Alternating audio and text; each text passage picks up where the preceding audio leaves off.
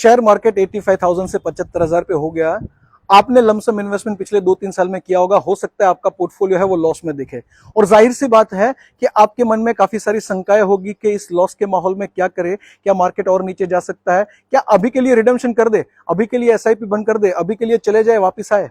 सो दोस्तों, चलिए मैं आपको इसका जवाब देने से पहले एक एग्जाम्पल देता हूं। आजकल आपने देखा होगा काफी सारी ऐसी जो माइनर सर्जरी होती है ना, जिसमें पेशेंट को पूरा बेहोश करने की जरूरत नहीं पड़ती है, सिर्फ एक लोकल एनेस्थेसिया देके वो वाला जो बॉडी का पार्ट है उसको सुन कर दिया जाता है और बाद में पूरा सर्जरी हो जाता है, जहां पे पेशेंट जो है वो जागरूक अवस्था में है और डॉक्टर से बातें भी कर रहा है। ऐसा कैसे मुझे पता है, बिकॉज मेरे पापा का भी एक ऐसा सर्जरी हुआ था, जब मैंने देखा पापा और डॉक्टर साहब बात कर रहे और सर्जरी चल रहा है। तो मान लीजिए कि आपका भी एक ऐसा सर्जरी, डॉक्टर ने कहा कि प्लान करना पड़ेगा, ये छोटा सा इश्यू है, इसको सॉल्व करने के लिए चिंता मत करो, आधे घंटे में आपको छुट्टी दे देंगे सर्जरी करके, आधे घंटे का ज्यादा से ज्यादा काम है। तो आपने डेट डिसाइड किया, आप गए डॉक्टर साहब की कैबिन में, और जैसे ही वहां पे गए डॉक्टर साहब ने आपको बुला लिया, ऑपरेशन थिएटर में तैयारी हो चुकी थी, आप ऑपरेशन टेबल पे बैठ गए, लेट गए, और वहां पे मान लीजिए कि पेट में एक जगह पे छोटा सा जो पार्ट था वो सुन कर दिया लोकल एनेस्थेसिया देके, और सर्जरी चालू हो गई। अब आधा घंटा हुआ, पौना घंटा हुआ, 1 घंटा हुआ, ऑपरेशन चालू है, सर्जरी खत्म नहीं हो रही है।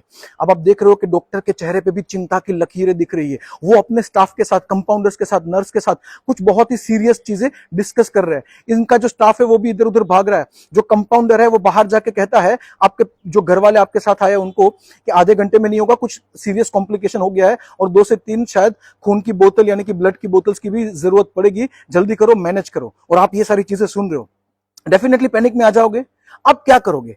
अब क्या करोगे? क्या वहां से डॉक्टर को बोलो कि नहीं ये तो चीटिंग है, मैं तो यहां से जा रहा हूं, मुझे अब सर्जरी नहीं करवानी है, और चालू सर्जरी में आप ऑपरेशन टेबल छोड़ के चले जाओगे? क्या ये करोगे?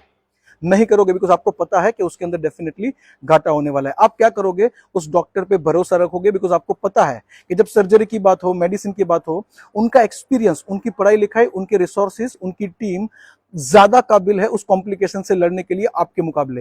तो वैसे ही म्यूचुअल फंड में जब भी आपने निवेश किया तो क्यों किया? मान लीजिए इक्विटी म्यूचुअल फंड में निवेश किया तो हजारों कंपनियां हैं, हजारों सेक्टर है, कभी कोई सेक्टर चलेगा, कभी कोई नहीं चलेगा, कभी कोई कंपनी चलेगा, कभी कोई नहीं चलेगा।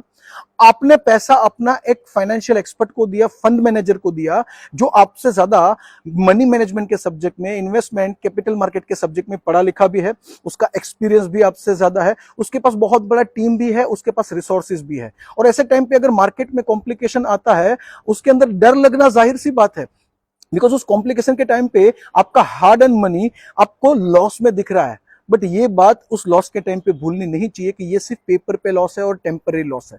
अगर वहां से टेबल के उठ के चले गए, यानी कि आपने भी उस स्टॉक मार्केट करेक्शन में अपना पोर्टफोलियो था वो विड्रॉ कर दिया, एसआईपी बंद कर दी और पैसा उठा लिया, तो क्या होगा? वो परमानेंट लॉस में कन्वर्ट हो जाएगा।